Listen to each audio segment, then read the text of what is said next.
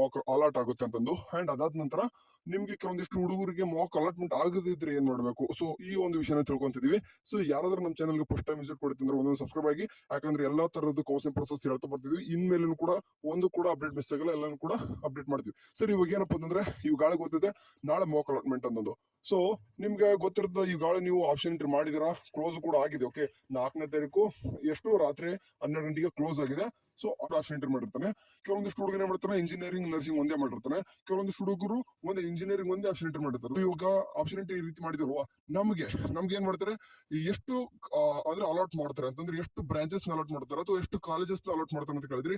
ಒಂದು ತಿಳ್ಕೊಬೇಕು, ಒಂದೇ ಒಂದು ಅಲಾಟ್ ಆಗುತ್ತೆ ನಿಮ್ಗೆ, ಅದನ್ನ ನೆನ್ಪಿಡ್ಬೇಕು. ಕೆಲವೊಂದಿಷ್ಟು ಹುಡುಗರು ಇರ್ತಾರೆ, ನಮ್ಗೆ ನಿಯರೆಸ್ಟ್ ಇರೋದು ಯಾವ್ದಾದ್ರು ಅಲಾಟ್ಮೆಂಟ್ ಮಾಡಿಬಿಡ್ತಾರೆ. 100 ಕೊಟ್ಟಿದ್ರು ಅಂತಂದ್ರೆ ನಿಮ್ಗೆ ಫಸ್ಟ್ ಮಾಕ್ ಅಲಾಟ್ಮೆಂಟ್ ಎಲ್ಲ ಮೊದಲು ನೋಡದೆ ಫಸ್ಟ್ನೇ ಕಾಲೇಜ್ ನಿಮ್ಗೆ ರ್ಯಾಂಕಿಗೆ ನಿಮ್ಮ ಒಂದು ಕ್ವಾಟ ಏನೇನಿಲ್ಲ ಅದನ್ನ ಎಲ್ಲಾನು ಕೂಡ ನೋಡ್ಕೊಂಡು ನಿಮ್ಗೆ ಒಂದೇನಾಗ್ತಂದ್ರೆ ಕೋರ್ಸ್ ಅಲಾಟ್ ಆಗುತ್ತೆ. ಲೈಕ್ ಅಂತಂದ್ರೆ ಒಂದೇ ಕಾಲೇಜ್ ಅಂತಂದ್ರೆ ತಪ್ಪು ಅಂತ ಕೇಳ್ತಿದ್ರಿ.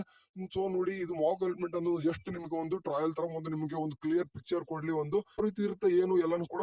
ಅಂದ್ರೆ ಒಂದು ಸ್ಟೂಡೆಂಟ್ಸ್ ಮಾಕ್ ಅಲಾಟ್ಮೆಂಟ್ ಇರ್ತಾರೆ ನೋಡಿ, ವಿಡಿಯೋ ನೋಡ್ಕೊರಿ. ಓಕೆ, ಅವ್ನಿಗೆ